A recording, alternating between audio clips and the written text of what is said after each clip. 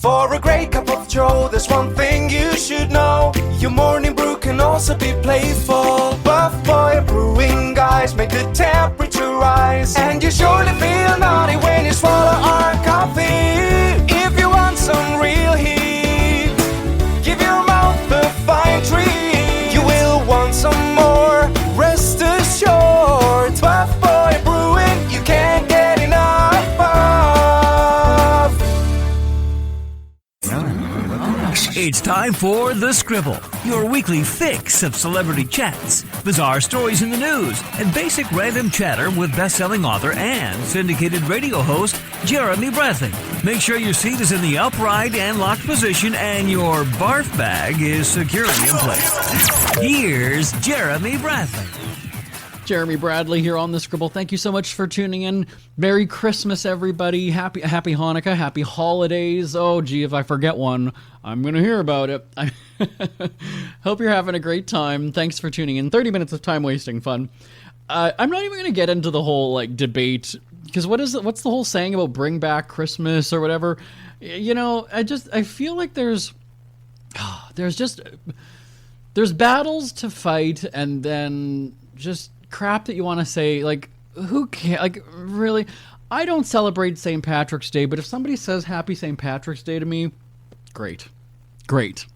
I mean, whatever. The point is, they're wishing me well, right? That's exactly what it is. Happy New Year. I don't care about New Year's, but thanks, Happy New Year to you. I mean, what's wrong?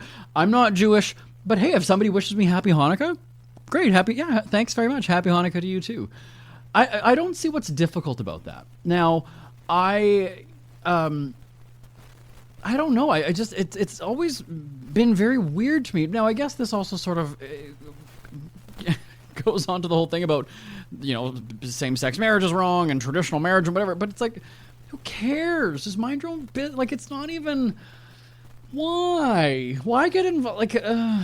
Oh, yuck. All right, so we're 2 minutes into the show. As if this is your first time tuning in, great episode to pick. But no, I think that we definitely need more kindness in the world, and so I'm going to talk today about how I have been writing to inmates.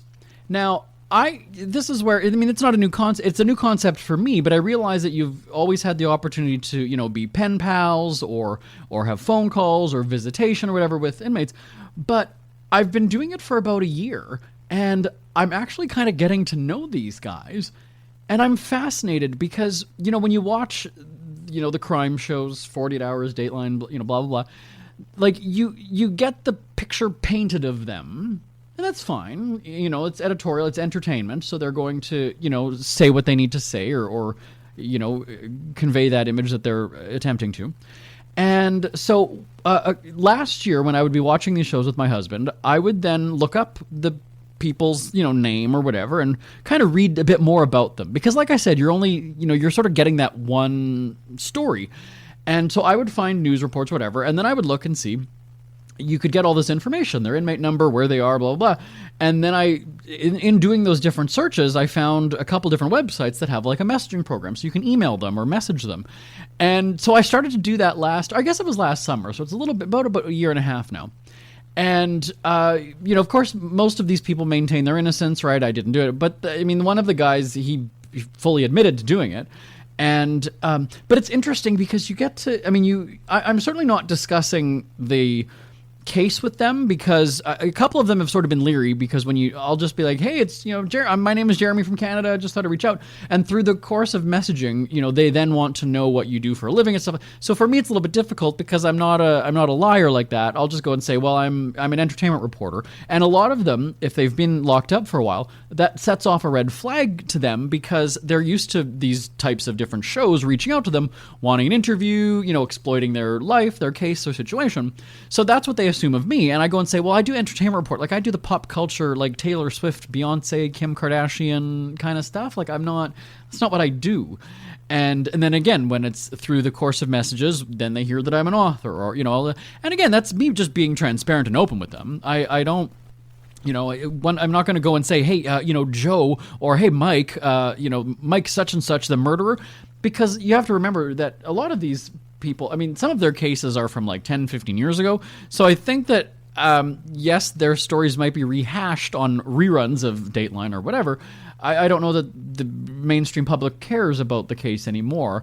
Now, don't get me wrong. I'm not saying that the families of the victims don't. I'm saying the mainstream public. Right? I'm saying that as a whole, people. If somebody was arrested or is doing time in New York, somebody in in rural Montana, I mean, right? Like 10 years, 15 years later, do they care? And that's with all due respect, of course. So it's interesting because I get to know a lot of these guys. And this is not, I'm not. It's not flirtatious. It's they know I'm married. I'm not reaching out for that reason. But they have told me that you have in a lot of cases women reaching out and wanting to start relationships. And I guess maybe it's like the bad boy image or whatever it is that these guys. They have a pretty good potential dating pool, if they weren't behind bars. And maybe that's sort of what's elevated their profile on the dating scene, but whatever. I mean, one of the guys actually did ask me if I could make a dating profile for him, and I just sort of dodged that every time he asked. I was kind of like, And, there's been instances, too, where some of them will ask for money or, whatever. So they'll string you along and be, like your friend or whatever. And then after a little while, oh, hey, winter's coming. I kind of need some winter clothes. And I just thought that was weird because I was like, don't you get clothing when you're there? I don't really understand. And then people start telling me, well, they have possessions that you can, trade with people and get stuff, right? You can sell your things or whatever. And I was like, I'm not getting involved with that. That's not, I'm a cheapskate. I'll send you my book on how to save money, whatever. I'm certainly not going to I should do a chapter, save money by not giving money to, murderer, strangers. But anyway, so my point is that there's about 2 or 3 guys who, I've been messaging back and forth with, who are just, they're just genuinely good people. And so, of course, when you see these stories that, they murder, whatever, I'm not saying that their murder was justified. Don't get me wrong. I'm not going there. But it's always kind of interesting because they're human at the end of the day. Yes, they might seem like a monster. Yes, they might seem heartless. Yes, they seem cruel because they took somebody's life or whatever they did.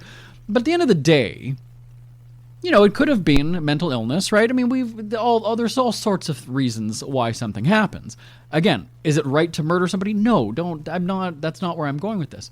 So one of the guys in Florida, he is accused. He had I guess the girlfriend broke up with him, and he was accused of and found guilty of murdering the guy that she was then went with. After their relationship.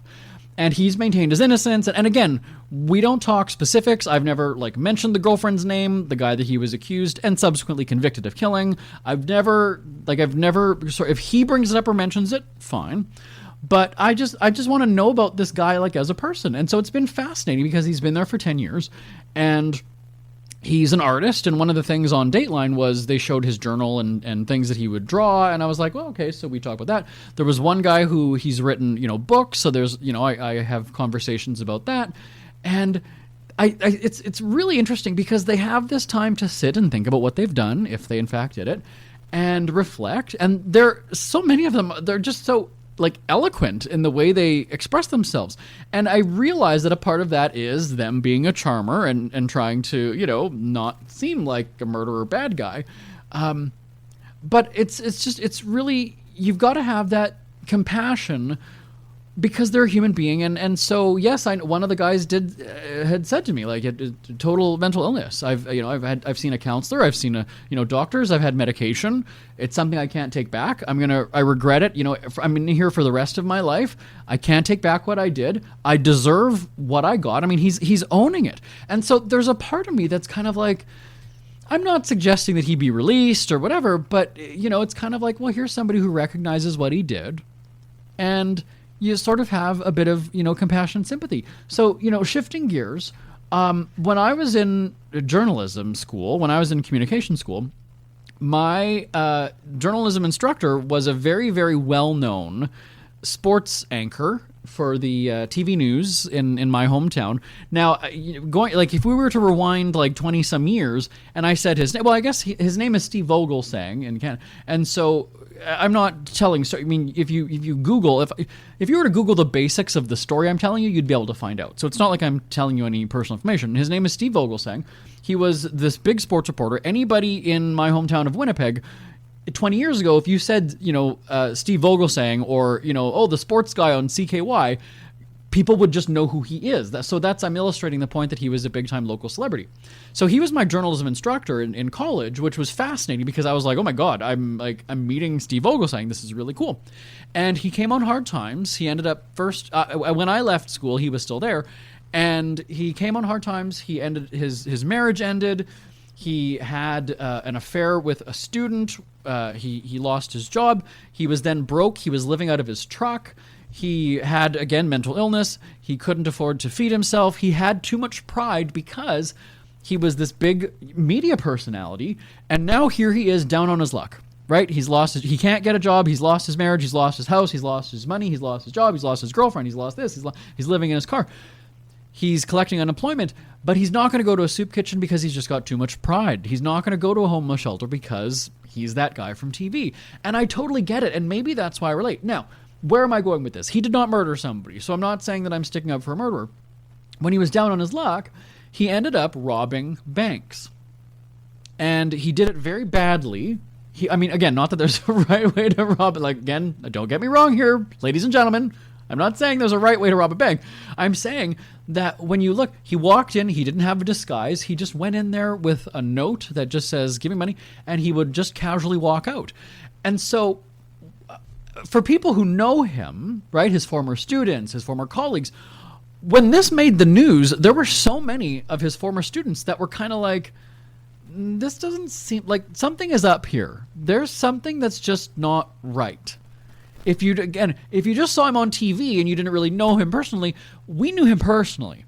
So when I remember actually the day that this came across, I wasn't in Canada at the time, but I was just kind of like, okay, now Steve Vogelsang is not a very common name, so you're kind of like, is this the same guy? Because that's really weird if this is the same guy. And sure enough, it was, because now here's the surveillance video from banks on the news. Now, he doesn't deny it. He never went into the banks with a gun. He never threatened to kill, shoot, whatever. He just walked in and handed a note demanding money and walked out. So again, is it right or is it wrong? It's wrong, but do you see where I'm going here with this? And so this happened about 5 or 6 years ago, I guess now. And I just remember feeling really bad. Now, I then, reconnected with some of my former classmates on Facebook when this happened, kind of reached out to some people, and we were all just shocked because it was so bizarre. Now, because we know him, like, this is one of those things where you sit there going, I know this guy, like, there's got to be something. There's got to be something. And, like, can we do something? So people were starting to talk, like, maybe we could do a fundraiser. Like, what do we... And so a couple weeks ago, I was... I don't even remember. You know how sometimes you'll be online, you'll think of something, and then you'll get distracted, like, searching because, this pops up, then this pops up, then this pops up, and 2 hours later you think about it going, what was I looking for again? So I had a conversation. I was talking with Bonnie, our executive producer. We were talking about a place that we worked at years ago, a publishing company. We had a nickname for somebody. So we only remember the nickname of this woman. We don't remember what her actual name was. So I went on like LinkedIn. I was searching the name of the magazine she did, trying to find this woman's name. Somehow along the line, I can't even remember exactly the connecting points, but somehow I ended up finding in stories about Steve Vogelsang, which I knew the story, but, it'd been a few years since I saw it.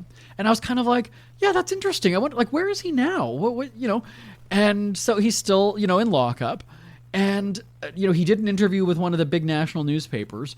And you just feel sorry for this guy because, again, we know him. It's just weird. And he says, like, I've only had like 2 visitors. The newspaper was my 3rd visitor that I've had here. People, my family's all left me. My friends have left me. And I'm sitting here going, it's not that he killed somebody. So you almost want to go and say, like, is this an okay-ish crime? Like, should we all disown him? Should we all look the other way as though we don't? Like, I don't know. And so now there's a part of me that it's like, it's the holidays now, though. Like I want to reach out to him. Now, the inmates that I was talking about earlier that I've been writing to, they're all Americans, and it's, I guess, a very different system in the U.S.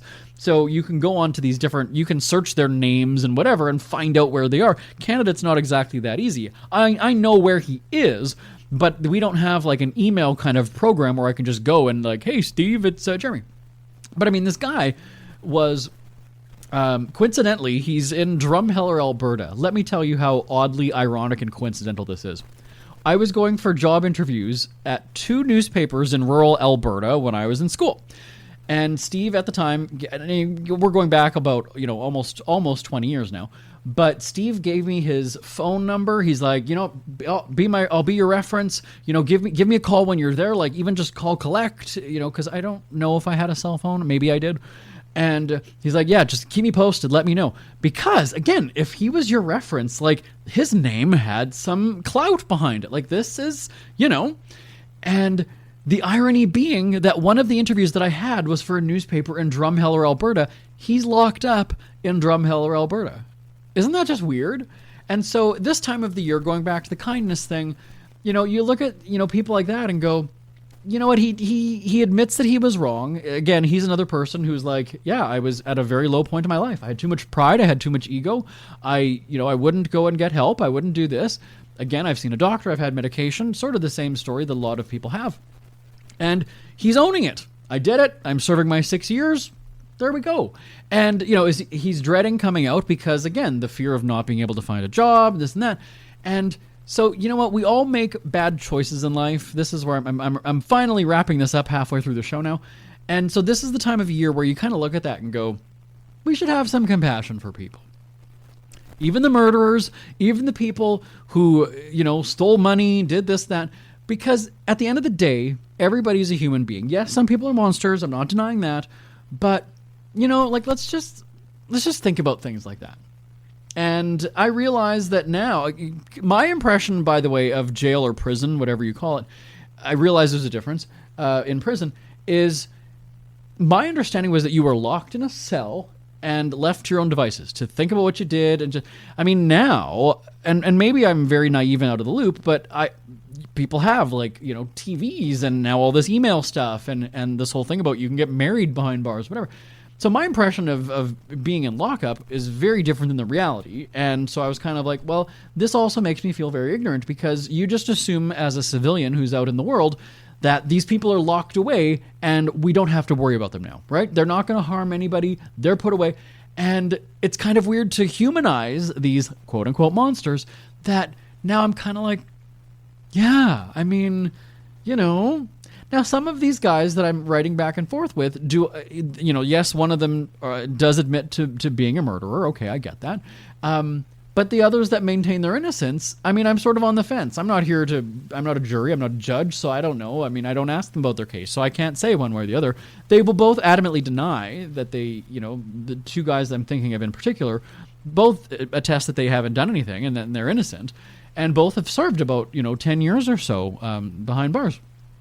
And I don't know, but I'm communicating with them as a person though, and no, financial. I'm not profiting from their stories. I'm not naming them. I'm not saying that well, he's innocent and he tells me that's not me to fight their case. So that's not why I'm telling the story. I'm just saying this time of the year for people who are away from their families, and it's great that you can do these kinds of video chats and whatever with inmates now on these different apps or programs that they have in American prisons, but.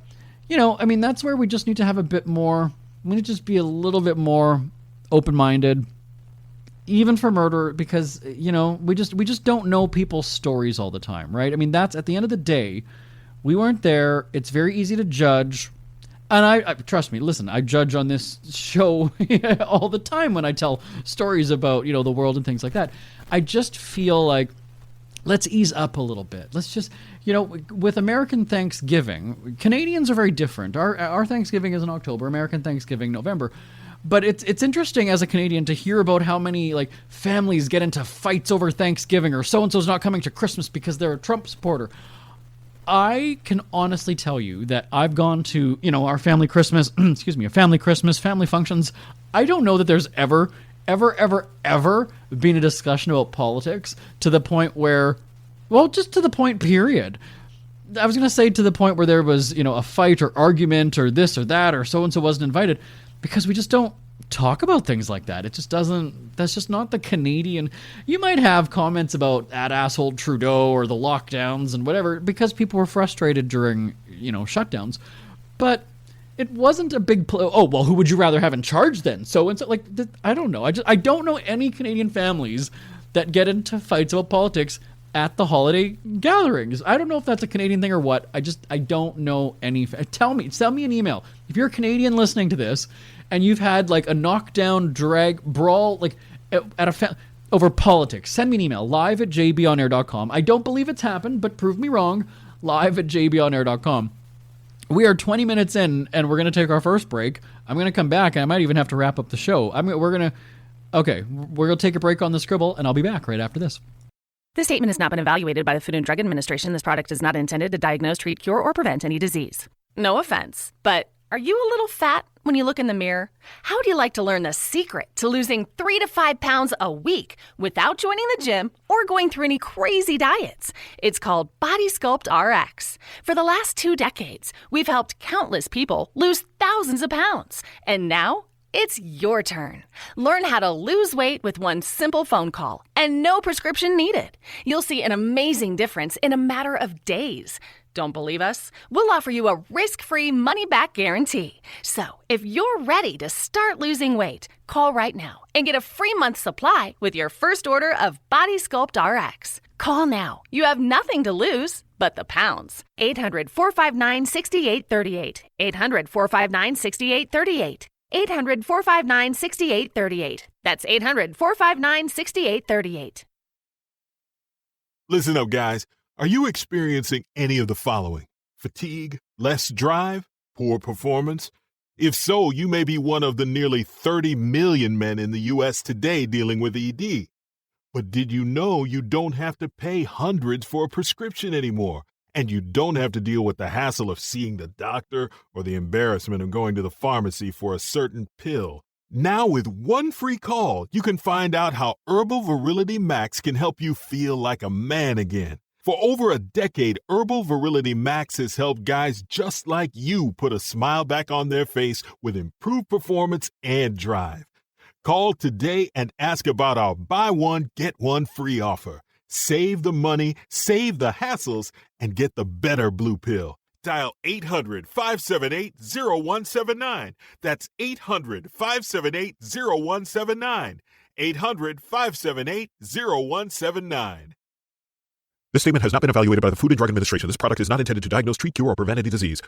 Are you in bad pain? You know what I mean. Your knees hurt, your shoulder hurts, and your back. Oh my God, your back. They're constantly killing you. And I'm sure you've tried every pain pill or cream available at the drugstore. Am I right? Well, here is something you haven't tried. Pain Absolve. Pain Absolve is not available in any drugstore. The only way to get it is by calling today. We're so confident that it will work for you that we offer a free bottle with your purchase, no prescription needed, and best of all, each purchase comes with a money-back guarantee. Call now to find out how you can get Pain Absolve and get rid of your pain. Call 800-319-0582. That's 800-319-0582. 800-319-0582. Call today, 800-319-0582. Isn't it crazy that you wait for payday, but before you know it, you're strapped for cash again? It's time to stop blowing your money and become a smart spender with the book, The Official Guide to Being an American Cheapskate at cheapskatebook.com. Learn simple ways to cut costs at home every day and during special times of the year. Don't go broke at Christmas. Don't remortgage the house for a fancy vacation. The book is filled with tips to save you money throughout the year. Check out the best-selling book, The Official Guide to Being an American Cheapskate at cheapskatebook.com or on Amazon and iTunes. Ever had something to get off your chest but never had the balls to say it? That's a load of crap. SpeakFreeWithJB.com is exactly what you've been waiting for. Your chance to tell it like it is and not care what anybody else thinks. Have your say on issues of the day. Join newspaper and radio columnist Jeremy Bradley as he tells it like it is. Hundreds of thousands of people have stopped by, including some well-known celebrities who have had a chat with JB and speak candidly about what's really going on in the world. You can join them too. Have a rant or a rave. Be brave and head on over to www.speakfreewithjb.com now. Who are the Kardashians feuding with now? What did that little thug Justin Bieber do this time? Who's getting hitched? And who's headed for Splitsville? Hear the latest celebrity news and gossip every day on Entertainment Wrap-Up. The good, the bad, the ugly, but mostly the ridiculously hilarious. It's all recapped in this daily segment at entertainmentwrapup.com. Have a laugh at the expense of the rich and famous when they take themselves way too seriously. It's 3 minutes of time-wasting fun at entertainmentwrapup.com. Check out Entertainment Wrap-Up at entertainmentwrapup.com. Brought to you by Speak Free Books. We hear you chirping. Get scribbling. Tweet up the Scribble at The Scribble Show. Join the discussion with Jeremy Bradley. It's all going down right now on Twitter at The Scribble Show and at thescribbleshow.com. Jeremy Bradley here, back on the Scribble. All right, so we've got less than 5 minutes to wrap things up here. I can't even I'm at that point now. You know, I turned 40 earlier this year, and I'm at the point now where I've come to the conclusion that I don't care what people think about me. So this is where, if you disagree with me, that's fine. If you come out swinging and name-calling, it just makes me go and brush you off even quicker. I mean, it happens on Twitter all the time. You know, when I live tweet Bachelor or Bachelorette, and people just, you know, it's like, this whole show is a joke. Like, if you really take this seriously, and I don't, just come at me, I don't care. You know, I live tweet The View and I mock the host. They've been on the radio with me, the host. So it's not, so people go and think, oh, get a life, whatever. It's like, I'm an entertainment reporter. This is my job. I'm paid to mock this show. And then you go and you look at their account and you just see that that's all they do is just pick fights. And like, if that's what you want to do, great. But that's just sad. Like, it's very strange to me.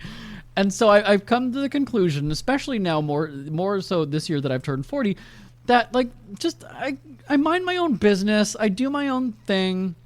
I'm not, you know, I had that issue with my mom earlier in the summer when she literally broke into my house, you know, climbed through window because I hadn't responded to her text when I was out with my husband and my dogs one weekend in the summer. Like, I just, like, it's just, I don't mind it. If I don't hear from my mom or my brother or whoever, it's just, everybody has their own lives, and so just do your thing. Do your thing. This isn't even. It's not political. It's not about sexuality. It's not. It's just. I don't give two shits about, as long as you are not hurting me. As long as your decisions aren't affecting me. Obviously, sure. If you're drunk driving, well, you're an asshole, and you know, don't do that kind of crap. But like, if you're walking through the mall and you're holding, you know, your lesbian, you know, your girlfriend, your partner's hand or whatever, I don't care. What does it matter? Like, that's, you know, I know when my husband came from Brazil and we would go through the mall and he was very sort of shy about, like, you know, holding hands or even being seen too cuddly. And I was like, who cares? Like, you know, now I realize that in some areas of, especially the United States and other places, perhaps Brazil too, that it's not so free. And so I get that. I'm not downplaying the seriousness, but that's what my point though is that it's not hurting you. It's just, then look away. Don't pay attention. Don't zero in. Don't give me your time. Like, just whatever. And I do the same thing. I mean, there's so, you know, it sort of comes to my mind, going back to my mom, like she would come with us or with me and walk my dogs, whatever. Like, she always has comments and opinions about like almost anything that she sees. Oh, look at their grass. Oh my God, look at that. Look at those flowers. Oh, they need a new roof. Oh, look at that front door. Look at that. And it just suddenly, it just dawned on me that I was like, this is all so negative. Like, who cares? Now, this could just be for the sake of making conversation that she's saying these things, but it's like, can we just have fun conversation that's not like overly critical of strange, like people that you don't even know. You don't even live in my neighborhood, so like who cares? And there's even I've actually figured out that I can, if I see her look in a certain direction, I already know she's going to comment about, look at their grass, look at those, oh, those are nice flowers. So she will say the nice thing every once in a while. But and so that's where it's like, just mind your own business, do your own thing, who gives a shit, whatever. And now again, like I said, if your neighbor has a meth lab and is a drug dealer and whatever, sure, be concerned. But carry on with your life. Like, it's just do your own thing. Why bother worrying about it? Like, my two brothers, aside from the, Christmas, like during the holiday season, I can go weeks, maybe even literally months, maybe even 6 months without communicating. That's okay, though. They have wives, children. Like, do your thing. And so in my final 15 seconds here, happy holidays, Merry Christmas, Happy Hanukkah, whatever you celebrate.